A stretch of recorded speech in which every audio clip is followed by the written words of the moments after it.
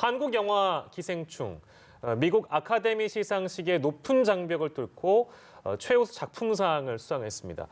101년 한국 영화사에서 처음 있는 일이고요. 아카데미 92년 역사에서도 외국어 영화 중에서는 마찬가지로 처음 있는 일입니다. 네, 기생충은 아카데미 시상식에서 최고 작품상뿐만 아니라 무려 4개의 트로피를 들어 올렸는데요. 그 의미가 무엇이고 또 앞으로 한국 영화사에 미칠 영향은 무엇인지 오늘 김효정 영화평론가 그리고 최영희 시사평론가와 함께 자세히 짚어보도록 하겠습니다. 어서 오십시오. 안녕하세요. 네, 최근 들어 반갑게 이렇게 전문가분들과 인사하는 게 드물었는데 네. 이런 소식을 또 전달해 드리게 돼서 저 역시도 너무 기쁩니다. 오늘 6개 부문에 노미네이트가 됐는데 4관왕이 됐고요. 저희가 준비한 영상은 봉준호 감독의 감독상 부문 수상 소감을 저희가 영상으로 준비했습니다. 함께 보시죠. 방준호.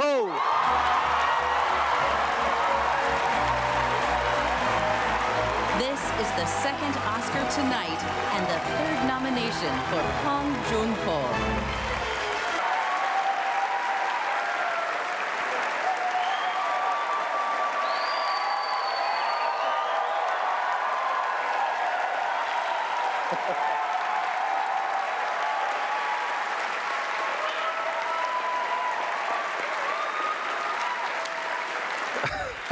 Thank you. 좀 전에 그 국제영화상 수상하고 이제 오늘 할 일은 끝났구나 하고 이제 릴렉스하고 있었는데. After winning Best International Feature, I thought I was done for the day and was ready to relax. 너무 감사합니다. 그리고 그 어렸을 때 제가 항상 가슴에 새겼던 말이 있었는데 영화 공부할 때 가장 개인적인 것이 가장 창의적인 것이다.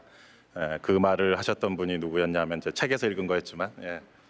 Thank you so much. When I was young and studying cinema, there was a saying that I carved deep into my heart, which is the most personal is the most creative. 그 말은 that quote was from our great Martin Scorsese. So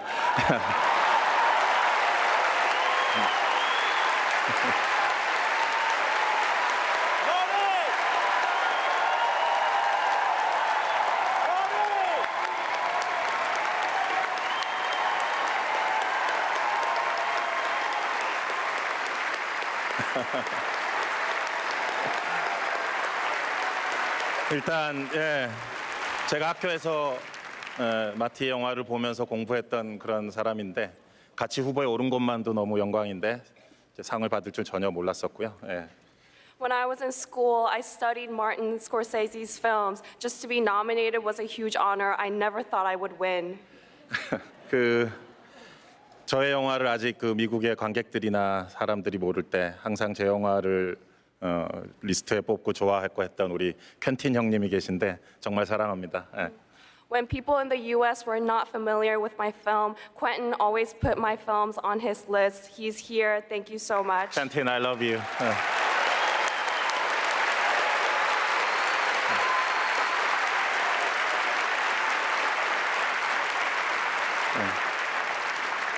그리고 같이 후보에 오른 우리 토드나 샘이나 다 제가 너무나 존경하는 멋진 감독들인데 이 트로피를 정말 오스카 측에서 허락한다면 텍사스 전기톱으로 이렇게 5개로 잘라서 나누고 싶은 마음입니다.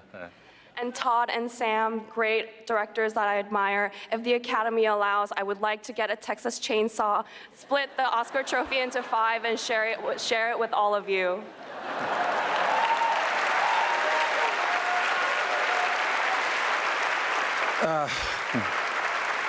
Thank you. I will drink until next morning. Thank you. 네, 감독상 수상 소감이었습니다.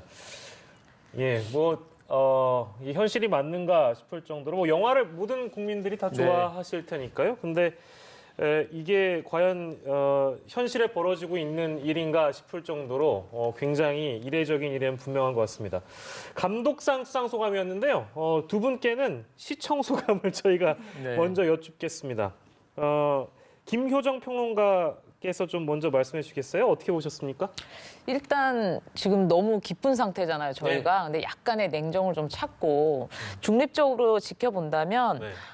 지난 작년이 됐죠. 벌써 칸 영화제에서 황금종려상 이후에 기생충 행보를 좀 자세히 보시면 사실상 이 결과가 그렇게 놀라운 결과는 아닙니다. 그 이후로 지난 10월 미국에서 제한 상영을 했었고요. 11월 이후부터 전미 개봉을 했는데 그 이후로 기생충의 인기가 계속 올라가는 추세였어요. 지금은 상영관이 1,060개까지 올라간 상태죠.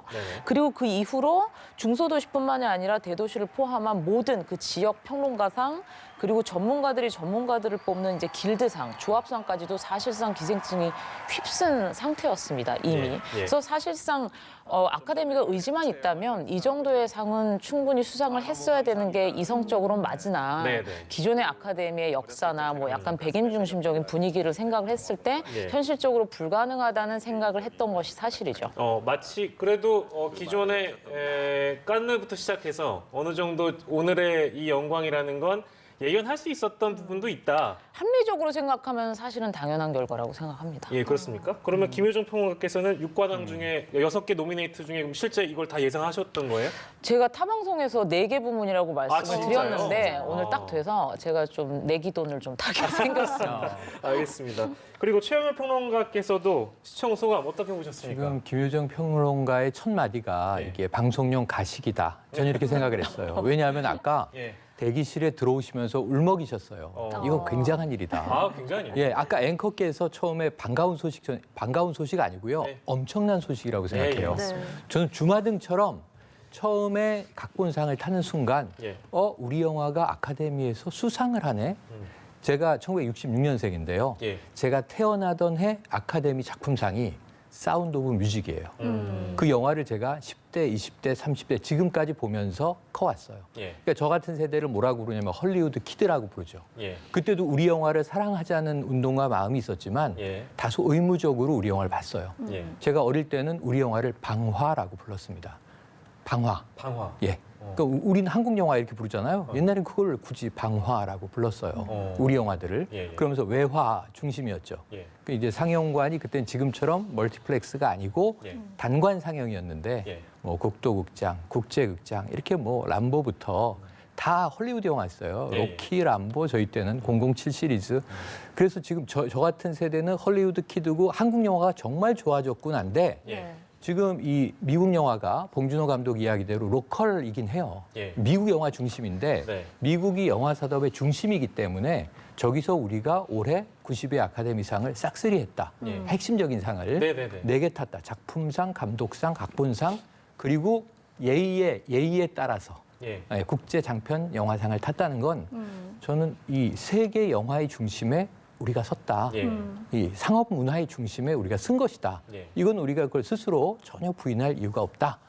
감개무량한 이야기로 시작을 하고 싶습니다. 그 기존에 봉준호 감독이 오스카 시상식은 로컬이다라는 발언을 했잖아요. 그러면 그 봉준호 감독의 어떤 그런 도발적인 발언이 이렇게 좀 상을 타게 되는데도 많은 도움이 됐던 거라고 봐도 될까요? 너무 재밌네요.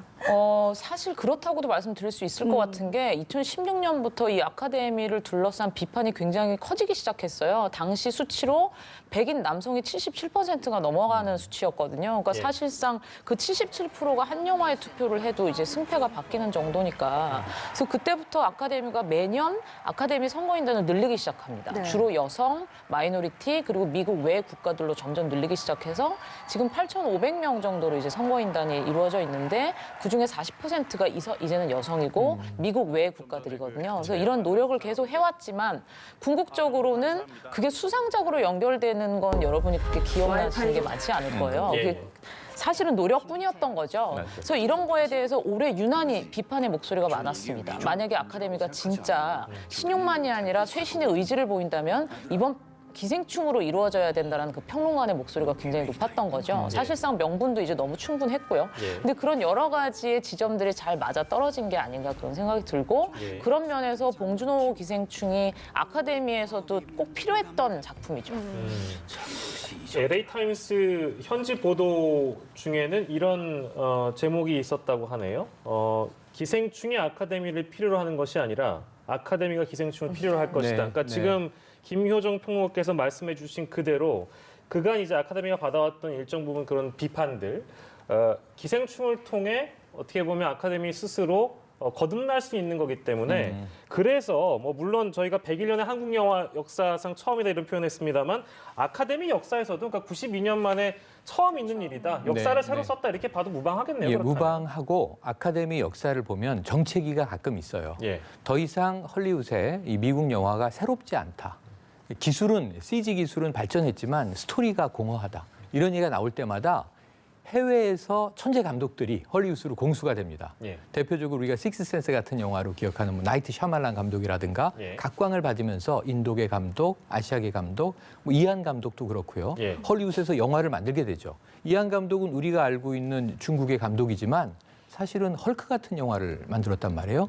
그러니까 그렇게 이제 창의력을 수입하는 어찌 보면 미국은 이민자의 나라 아니겠습니까? 예. 200년 이상의 역사 동안. 근데 그것을 이제 독일계 이민의 후손인 현재 트럼프 대통령이 부인하고 있어서 헐리우드에서는 정말 트럼프 대통령의 인기가 없는 편이에요.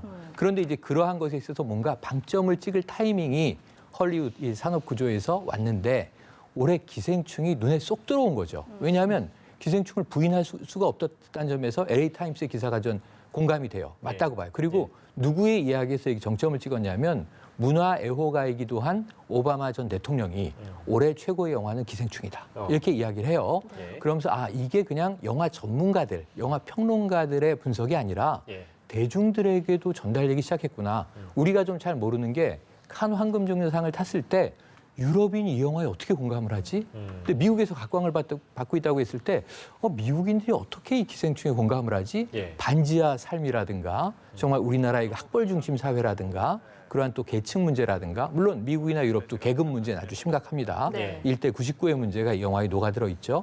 그런 정도는 공감하겠지만 저런 이 어떤 졸업장 위조라든가 예. 그런 문제들에 대해서 한국적 정서에 어떻게 공감을 하지? 이제 그런 고민들을 했었는데 예. 오히려 그것을 우리보다 더 그들이 뭐랄까요? 좀 열린 자세를 흡수하고 있는 걸 보면 예. 아까 말씀하셨던 아카데미가 봉준호를 또 기생충을 필요로 했다라는 말에 저는 전폭적으로 공감합니다. 네.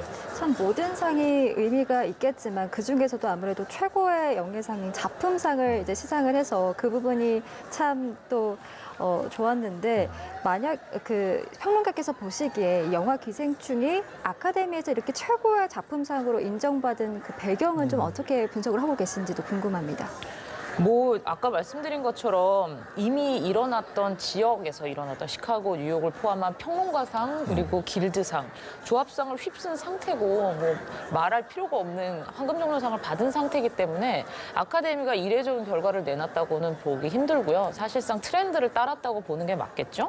다만 두 가지가 이제 수상 전에 우려 지점이었던 것 같아요. 첫 번째는 라이벌이라는 그 1917 샘 예. 맨데스 감독의 작품이 너무 컸고요. 이미 그 감독 조합에서 상을 받은 상태였고 브리티시 아카데미에서 상을 받은 상태라 그게 이제 또 하나의 장애라고 보면 보여지는 것이었고 두 번째는 아까 말씀드린 아카데미의 보수성이죠. 네. 일반적으로 아카데미는 전쟁 영화를 좋아하는 걸 굉장히 유명해요. 맞아요. 라이언 일병구하기 뭐 이런 거 생각하시면 될 텐데 그래서 분명히 이번에도 그 결과를 좀 반복하지 않을까라는 그런 의견이 좀 지배적이었던 것 같아요. 예. 근데 그럼에도 불구하고 사실 상의 평균을 내고 여태까지 받았던 상을 종합을 내보면 기생충으로 가는 게 어떻게 보면 좀 당연한 결정이었던 것 같고요. 예. 아까 작품상과 감독상을 받은 것이 굉장한 경사다 뭐 이런 예. 말씀을 하셨는데 단순한 경사가 아니라 미국 역사에서 이 두 가지 상을 한꺼번에 받은 감독이 프란시스 포드 코폴라 그리고 중간에 케빈 코스너 한 명 그리고 이번에 세 번째입니다. 아, 그래요? 그러니까 굉장한 영예라고 볼 수 있죠. 그리고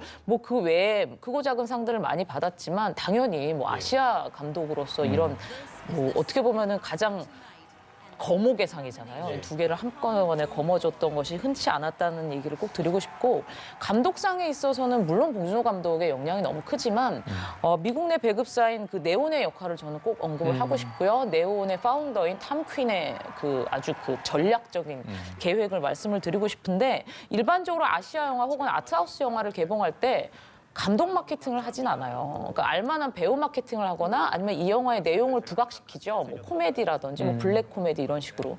근데 처음부터 굳건히 봉준호 마케팅으로 시작해서 끝까지 봉준호를 키워드로 여러 가지 언론 인터뷰, 뭐 GB도 했고요, 관객과의 대화 있었죠. 그리고 지미 팔론 뭐 톡쇼에도 나갔었고, 그리고 사우앤사인드의 뭐 게스트 에디터로 활동을 하는 등 이 모든 것들은 사실은 네온의 그 탐퀸의 아이디어가 많이 녹아든 것이라 이 감독 마케팅이 꽤 선전을 했다라고 볼 수 있을 것 같습니다. 그 말씀을 하셨으니까 감독이 이제 마케팅을 하는 거는 뭐 모르겠습니다. 그러니까 영화를 실제 연출한 사람으로서 당연한 거일 수도 있겠습니다만 봉준호라는 그 어떤 인물 자체가 굉장히 미국 현지에서도 굉장히 매력적으로 다가올 수 있고 지금 아까 저희가 수상소감도 초반에 보여드렸습니다만 굉장히 어떤 그 센스라고 할까요? 이게 엄청나잖아요.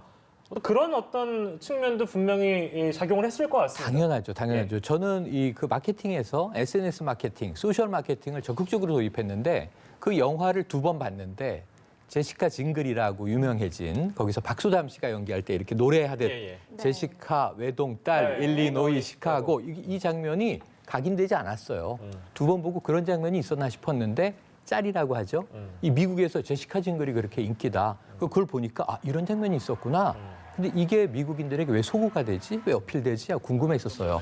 이게 이제 미국적 마케팅이 우리나라에서 또 이 영화를 접근하는 시각과는 다른 점들을 기가 막히게 포착해서 녹여냈던 사례다. 이제 이런 생각을 이제 해보는데 봉준호라는 인물, 아까 이 5명의 감독을 언급을 해요. 그러면서 굳이 전기톱도 아니고 텍사스 전기톱. 이건 헐리우드 정서에 완전히 소구하는 거예요. 텍사스 전기톱 연쇄살인 사건. 이건 미국의 마니아들이 굉장히 많은 B급 공포 영화예요. 근데 이걸 이제 저 자리에서 굳이 언급하는 거는 나 헐리우드 영화 다 섭렵했다. 너희들 정서 다 알고 있다. 이 얘기를 좀 저기서 하는 거거든요. 함께 폭소를 터뜨릴 수 있는 대상이구나. 그럼 전 여기서 저 감독 스카우트하고 싶다. 픽업해서 우리 작품 좀 맡기고 싶다. 그리고 영화 제작사들이 지금 막 욕망이 끓고 있을 거예요. 저 장면을 보면서. 이 전 세계 영화상을 휩쓸었다면 그럼 우리도 한번 배팅해볼까? 거기서 자신의 주가를 최고조로 끌어올렸는데 자 마틴 스코세지가 내가 젊은 영화학도 시절에 가장 개인적인 것이 가장 창의적인 것이다라는 내 모토를 말씀했던 스승이다. 사숙했던 스승인 거죠. 저기서 언급을 하고 기립박수를 받아요. 그러니까 5명에게 자신의 영광을 지금 나눠주는 모습이에요. 내가 무명 이 감독일 때 쿠엔틴 형님은 나를 익히 알아봤다. 이런 얘기를 한단 말이에요. 쿠엔틴 타란티노는 또 아시아 영화 많이 합니다. 그 스스로 비디오 가게 점원 출신의 이제 명감독이 됐는데 올해 출품한 Once Upon a Time in Hollywood은 타란티노가 완전히 상타겠다. 작심하고. 나 이 오스카상 타고 싶어. 왜냐하면 유혈이 난무하지 않아요. 타란티노 영화는 대부분 19금이에요. 왜냐하면 너무 이제 피를 많이 흘려요. 근데 이번에도 살인 사건 장면이 나오는데 소소하거든요. 그래서 이건 상을 타기 위해서 만든 것 아닌가 하는데 이 욕망이 야망이 무산됐습니다. 그리고 샘 언급하는데 아까 말씀하신 1917 그 감독 샘 멘데스고요. 그 토드도 언급을 해요. 토드 필립스는 조커의 감독입니다. 우리나라에서도 흥행했죠. 이 5명을 다 언급하고 이걸 5개로 쪼개고 싶다라는 이 동양적 겸손함에 미국 사람들이 어찌 열광하지 않을 수가 있겠습니까? 그래서 저는 처음부터 4번 수상 소감을 했는데 마지막 작품상 타고는 완전히 다 끝나는 분위기라 어수선했고요. 3번째 장면을 보신 건데 계속 2번 여기서 자 오늘 나는 술 마실 준비돼 있어요. 내일 아침까지 마실 거예요. 얘기를 2번 했고 각본상 탈 때는 각본상에 맞는 멘트를 했어요. 이 글을 쓴다는 건 외로운 일이다. 그리고 이제 또 이 외국어 영화상 탔을 때는 외국어 영화상이 올해부터 마침 국제 장편 영화상으로 이름을 바꾼 겁니다. Foreign Language에서 인터내셔널로 이름을 바꿨거든요. 그 첫 번째 수상이에요. 그래서 이 이름이 왜 바뀌었는지 의미를 짚었어요. 3번째는 앉아있는 4명의 감독에게 또 함께 공을 돌렸어요. 이런 모습 속에서 저는 오늘 수상 소감만으로도 헐리우드를 열광시켰다 이렇게 평하고 싶네요. 네. 그리고 그 갑봉산 얘기를 살짝 해주셨으니까 또 한 명의 주역이죠. 이 한진원 작가 역시 갑봉상 수상에서 수상 소감을 통해서 제 심장인 충무로 사람들에게 이 영광을 함께하고 싶다라고 밝혔습니다. 이번 수상이 좀 앞으로 이런 문화 콘텐츠로서 좀 한국 영화계에 미칠 영향은 어떻게 좀 평가를 하고 계십니까? 뭐 이미 대단할 것이라고 예상을 하실 것 같은데 앞서 언급한 대로 전미에서의 기생충의 관심이 아카데미 이전부터 이미 컸었어요. 그리고 주 관객층이 18살부터 24살까지 주로 젊은 관객층이 61%였거든요. 근데 아카데미에서 이제 상을 탔으니까 비교적 아카데미에 좀 민감한 30대, 40대 이제 중장년객층으로 관객층이 이제 넘어가겠죠. 그러면서 당연히 흥행은 전반적으로 더 길어질 거고요. 이렇게 기생충으로 이번에 그 관객 지역층을 또 분석해 보시면 한국 영화를 기생충으로 처음 접한 관객 수가 굉장히 많습니다. 다시 말해서 이 수가 잠재적인 한국 영화의 수요라고 이제 볼 수가 있는 것이죠. 그리고 지금 제가 뭐 간간히 들리는 바로는 미국에 베이스드한 아시아 영화 배급사에서 한국 영화 뭐 수입할 거 없는지 그렇게 찾아댄다고 해요. 아, 그래요? 그러니까 이런 것들도 이미 이런 것들을 예상을 한 아무래도 이제 그 장사꾼들이니까 좀 잘 알겠죠. 예. 그러니까 향후 2, 3년 동안 시장적으로 관객층으로 봤을 때 기생충을 비견할 만한 한국 영화의 수요가 굉장히 늘어날 것 같고요. 예. 영화의 스케일이 아닌 완성도로 인정을 받은 영화이기에 아무래도 스케일 큰 영화는 할리우드가 너무 잘하는 것이기도 하고요. 이 중스케일의 알찬 한국 영화들이 이걸 좀 채워줘야 되지 않나 그런 생각을 합니다. 예, 지금 저희가 간간히 보여드리고 있죠. 예, 미국 로스앤젤레스 현지에서 이루어지고 있는 봉준호 감독의 백스테이지 인터뷰를 보여드리고 있습니다. Drink and sing and 굉장히 많은 dance. 취재진들이 simple. Yeah. 당연히 봉준호 감독을 인터뷰하고 싶어 하겠죠. 트로피를 저렇게 들어 올리고 저게 있습니다. 순금입니다. 순금이에요? 네, 24K. 그래요? 네 개를 나눠서 저렇게 들고. 순금 이건 또 처음 알았어요.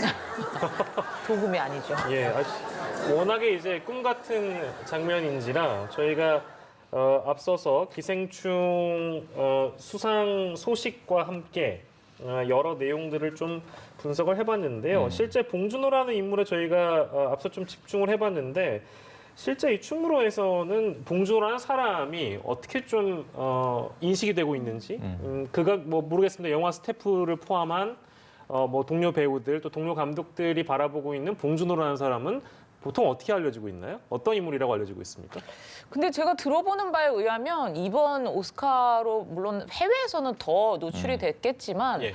이미 대부분의 사람들이 얘는 달랐어라는 얘기를 영화 선배님들이 너무 많이 하셔서 이미 그 프란다스의 개 때부터 예. 특히 기자들이 정말 이상한 감독이 하나 나왔다. 한국 영화 바뀔 것이다라는 전망을 많이 했었어요. 예. 그건 뭐 기사 찾아보시면 지금도 많을 거라고 생각이 듭니다. 네. 그래서 오히려 한국 내에서의 평가는 뭐 원래 잘하던 사람이 뭐 또 잘했지가 아닐까라는 생각이 들고요. 다만 아시아 영화가 한동안 좀 해외에서 주춤했던 만큼 흥행 면에서 특히 그랬다는 거죠. 작년에 고레다 히로카즈가 어느 가족으로 황금종려상을 수상했지만 예. 굉장히 잠잠했어요. 뭐 흥행적으로나 비평적으로 그렇게 이어지지 않았는데 예. 봉준호 감독이 지금 세계 영화사의 패러다임을 바꿨잖아요. 그러니까 세계에서의 변화가 훨씬 더 클 거라고 생각이 듭니다. 예. 네, 지금 이제 수상한 상 중에 작품상, 감독상, 각본상이 어떻게 보면 메이저 세계상이다라고 할 수 있잖아요. 그런데 이렇게 세계상을 한 영화가 다 타는 경우가 기존에도 좀 많았습니까? 옛날에는 좀 있었죠. 그러니까 옛날에 특히 이제 60년대, 70년대 네, 할리우드 황금기 그러니까 많이 나왔을 때 같으면 그때는 몰아주기가 좀 많았는데 워낙 그거에 대해서 비판이 많고 해서 점점 좀 쪼개주는 트렌드로 옮겨가긴 했으나 네. 그럼에도 불구하고 아까 말씀드린 것처럼 프란시스 포드 코플라 정도의 거장만이 작품상과 감독상을 거머쥘 수 있는 그런 위치에 있었는데 그걸 이번에 봉준호 감독이 그 거장의 반열에 완전히 올라서면서 성취했다고 할 수 있는 것이죠. 예. 저희가 작품상 같은 경우에도 이 수상 소감을 따로 전달을 해드리진 못하겠습니다만 제 기억이 맞다면 실제 작품상을 수상할 줄 몰랐기 때문에 네네. 수상 소감이 이미 다 떨어진 그렇죠, 거죠. 그렇죠.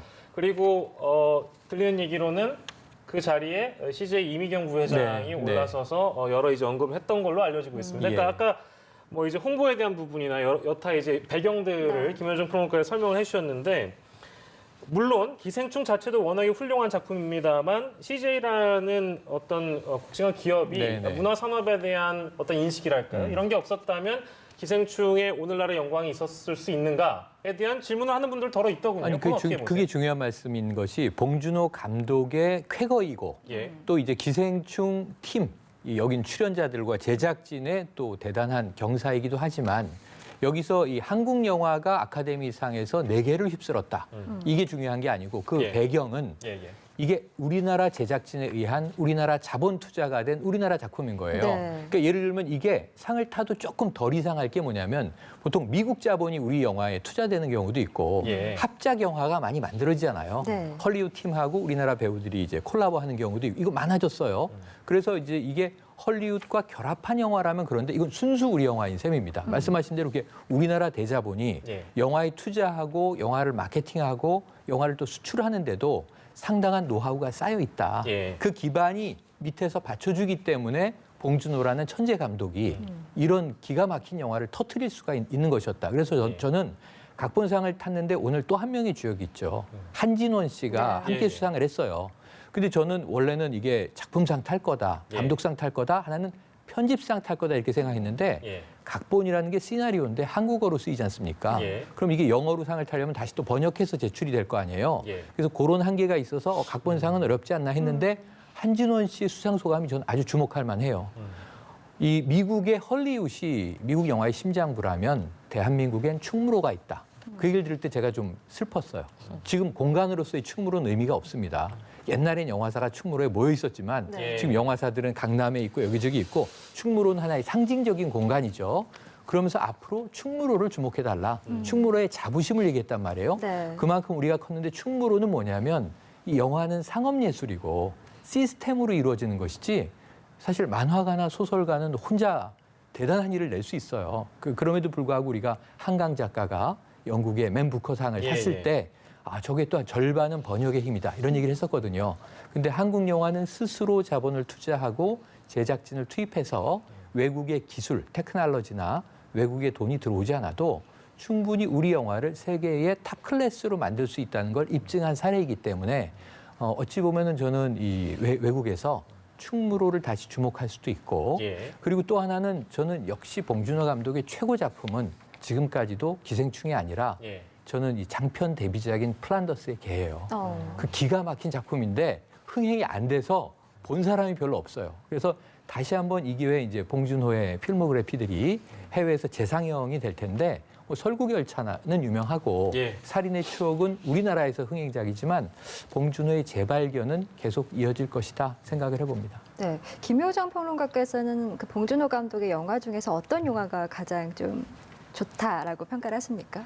낼 때마다 그 작품이었던 것 같아요. 살인의 추억이 나오면 그거였고 예. 마더가 나왔을 때 마더가 그렇죠. 됐는데 나중에 예. 옥자가 되고 근데 지금 돌이켜서 제가 이번에 이 방송들을 하면서 다시 찾아본 단편이 있습니다. 지리멸렬이라는 봉준호 감독의 그 세 개의 옴니버스를 묶은 그 오. 카파 때 만든 단편이 있는데 예. 보시면 소름 끼칠 거예요. 그러니까 지금 기생충이나 여러분이 살인의 추억에서 열광하는 어떤 지점들이 있잖아요. 뭐 유머라든지 아니면 반전이라든지 그런 게 다 있어요. 이미 그때. 그래서 그거를 지금이랑 좀 비교를 해보시면 재밌지 예. 않을까 생각이 듭니다. 뭐 국내 팬들뿐만 아니라 이번을 계기로 물론 이제 깐느 때부터 어느 정도 예상이 됐겠습니다만 해외에 이제 봉준호 팬층이 생긴다면 그렇죠. 단편 영화까지도 그 옛날 단편 영화까지도 찾아보는 그야말로 요즘 시점으로 뭐 정주행을 하지 않을까 이런 생각이 좀 들고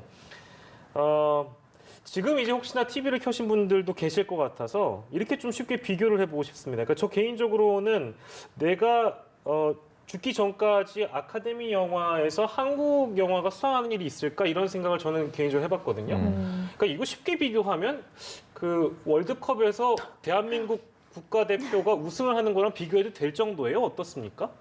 제가 축구 팬이 아니라서 그 감흥을 제가 비교하기는 예, 좀 못하지만 쉽게 비교해 주신다면 네. 사실 제가 영화 공부를 한 13년을 하고 저보다 선배님이 많으시잖아요. 네. 30년, 40년 하신 분들의 말씀을 들어보면 공부를 많이 하신 분들일수록 예상을 더 못 하셨더라고요. 아 그래요? 네, 그러니까 예전에 그 황금기 작품들을 너무 많이 보셔서 예. 감히 이제 우리나라가 거기까지 갈 거라고 생각을 못 하시는 거죠. 일종의 벽이 좀 있었군요. 그렇죠. 너무 우리가 생각하는 할리우드는 뭐 동네 할리우드가 아닌 거잖아요. 예, 옆 동네가 아니고. 근데 아무래도 2000년대 이후로 한류가 너무 커지고 사실은 영화 본문뿐만이 아니라 뭐 음악이라든지 이런 걸로 한국의 입지가 너무 커지면서 예. 할리우드 안에서 사실상 한국의 입지도 조금씩 커지고 있었어요. 이미 뭐 예. 요번에 상을 하나 탄 게 아니라 버닝이 뭐 작년에 그래도 그 후보 선정 직전까지는 갔었잖아요. 예.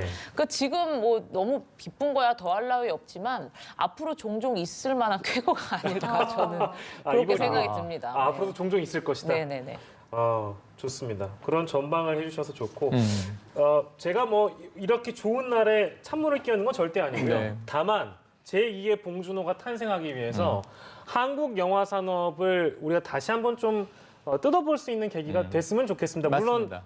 굉장히 영광이고 기적이라고 표현해도 부족함이 없을 만한 경사임에도 불구하고 제2의 봉준호가 나오려면 우리 영화 산업은 촘촘하게 보면 디테일하게 어떤 부분이 좀 바뀌어야 제2의 봉준호가 탄생할 수 있다. 요 얘기까지 해주시면 좋을 것 같아요. 중요한 대목이세요. 제가 평생에 문화평론을 하면서 예. 내 평생 못 볼 것이야 이렇게 생각한 게 5개가 있는데 네. 이 중에 3개 정도가 성취가 됐어요. 네. 첫 번째는 피겨 스케이팅에서 우리나라는 금을 못 딸 것이다. 그러니까 김연아가 깨줬죠. 예. 그다음에 팝송 좋아하잖아요. 우리나라 예. 사람들이. 빌보드 BTS. 차트 1위는 못 갈 것이다. 예. 이걸 처음에 싸이가 강남 스타일로 가서 그랬는데 이건 좀 해프닝에 가까운 거였어요. 예. BTS가 체계적으로 공략을 하고 있습니다. 세 번째 아카데미 영화상 작품상은 내 평생에 못 본다. 네. 지금 오늘 그 세 번째 꿈이 이제 이루어졌고요. 예. 마지막 하나 아까 말씀하셨어요. 월드컵에서 한국이 우승할까? 우승하는 거. 내 평생 어렵겠는데 하는데 요새 유럽 리그에서 우리 선수들이 뛰는 걸 보면 예. 잘만 하면 이거 한번 우승할지도 기대해보고 모릅니다. 네. 마지막 하나는 노벨 문학상을 우리나라 작가가 받을까? 근데 이 노벨 문학상 매 10월에 돌아오면 제가 그때마다 반복적으로 하는 말이 우리나라 사람들이 우리나라 말로 된 우리나라 시를 읽지 않으면서 예. 책을 안 사보면서 외국에서 노벨 문학상을 우리나라 작가에게 주리라는 기대를 하면 우린 정말 나쁜 사람들이다. 예. 우리가 사랑해야 남들도 사랑해 주거든요. 예. 한국 영화를 우리가 얼마나 좋아합니까? 예. 이제 외국 영화 잘 안 보고 뭐 미드, 영드, 드라마 정도는 이제 외국 걸 많이 보지만 이 방화라고 우리 영화를 부르던 시절 스크린 쿼터 때 수입하려면 한국 영화 만들어. 그래서 급조해서 만들었던 게 우리 영화거든요. 네. 근데 또 한때는 블랙리스트의 영화 예술인들을 가뒀을 때 그걸 극복하고 지금 봉준호가 나온 거거든요. 예. 그렇게 본다면 저는 이 우리 영화를 사랑해서 이런 쾌거가 이루어진 것이다. 우리 국민들의 모두의 힘이다. 그럼 이제 노벨 문학상 받으려면 우리의 글을 우리가 많이 읽었으면 좋겠다. 이런 생각을 해봅니다. 우리 영화 우리가 더 사랑하자 이런 앞으로도 말씀이시죠? 꾸준히 더 많이 사랑해야죠. 네, 김효정 평론가께도 같은 질문 드리겠습니다. 제2의 봉준호가 탄생하기 위해서 우리 영화는 어떤 점이 좀 달라져야 되고 어떤 점을 또 사랑해줘야 될까요? 지금 아카데미의 이 영광은 그야말로 대단한 것이지만 사실 이거를 국내 한국 영화 시장으로 보면 사실 지금 굉장히 암울하거든요. 맞아요. 그러니까 제 선배님의 말을 제가 인용을 좀 하자면 예. 기생충의 빈부격차가 지금 한국 영화 시장이라는 말씀을 하셨어요. 큰 영화는 너무 크고 작은 영화는 굉장히 안 되고 예, 있고 예. 중간 영화가 지금 하나도 없죠. 근데 궁극적으로 기생충의 열기가 조금 가시고 나면 그곳에 있는 아시아 영화 배급사나 아니면 한국 영화 팬들이 찾을 건 아마도 기생충 같은 영화를 또 찾을 거라는 거죠. 예. 아까 말씀드린 것처럼 할리우드는 이미 큰 영화들이 너무 많아요. 뭐 SF 영화도 마찬가지고. 그럼 기생충에 비견할 만한 영화들이 좀 지금 한국 영화에 있어야 되는데 사실상 몇 개를 골라보면 그렇게 많지가 않은 형편입니다. 네. 특히 60억, 70억 중예산 영화가 지금 거의 없는 형편이라 앞으로 우리에게 과제가 있다면 예. 좀 이렇게 중간 예산의 영화를 많이 만들어내는 게 1000만 영화 한두 개 만들어내는 것보다 더 중요하지 않을까 하는 생각이 듭니다. 네. 예. 그리고 또 오늘 저희가 전해드리진 못했었는데 그 아카데미 예, 시상식 예. 후보에 올랐던 한국 작품이 또 하나 있습니다. 예, 예. 세월호 참사를 다뤘던 다큐멘터리 부재 기억인데 아쉽게 수상은 하지 못했지만 네. 또 이 유족들과 함께 레드카펫을 밟아서 이승준 참 감독이죠. 인상이 깊었습니다. 네, 이승준 감독이 세월호 유족들과 함께 헐리우드를 찾았고요. 아주 좀 생소하고 이례적인 모습이죠. 레드카펫을 밟고 갔는데 단편 다큐멘터리 부분 경쟁 작품으로 올라간 거예요. 잘하면 탈 수도 있었다라고 점쳐졌는데 안타깝게 못했지만 이 부재의 기억, 세월호 참사의 장면 그대로를 담고 있고 그 자막 대사 하나하나 너무 좀 우리는 아픕니다. 이게 그렇게 오래 지나지 않은 일이고 우리의 정말 아이들이 그렇게 사라져간 사건이었지 않습니까? 이 자리에서도 2014년부터 굉장히 이제 해마다 많이 전해드렸었는데요. 이 부재의 기억 한번 꼭 보시면 좋을 것 같고 이승준 감독이 이건 유튜브에 그 공짜로 예. 그 무료로 다 올려놨거든요. 네. 한 번씩 꼭 관람해 주시는 게 아까 말씀드렸던 우리의 다큐멘터리든 우리의 극영화든 우리가 사랑하는 것이 세계적인 위상을 높이는데 우리가 기여할 수 있는 일이다 이런 말씀드리고 싶습니다. 예, 마지막으로 저희 이슈큐브에서는 전문가의 한마디로 듣는 한 줄 참견 시간이 준비되어 있습니다. 오늘은 김효정 평론가께서 기생충 92년 아카데미 새 역사를 썼다와 관련된 한 줄 참견 해주시겠습니다. 한국 그리고 세계 영화사의 또 다른 시작이라고 예. 말씀드리겠습니다. 예. 이번 기생충의 수상은 90년 동안의 인종과 젠더 그리고 섹슈얼리티의 화두에서 얼마나 아카데미가 혹은 미국 사회가 편협했는가에 대한 약간 자주적인 반성을 보여준 것이기도 하고요. 예. 어떤 최신의 의지를 보여준 것이라고 생각이 들거든요. 네. 단지 영화 한 편의 수상이 아니라 이 봉준호의 기생충이 이방인을 향한 벽에 대한 어떤 총체적 혁명을 일으킨 것이 아닌가 하는 생각이 네, 한국 예. 그리고 세계 영화사의 또 다른 시작이다. 오늘 예. 김효정 영화평론가 그리고 최영희 시사평론가와 함께 이야기 나눠봤습니다. 고맙습니다. 고맙습니다. 감사합니다.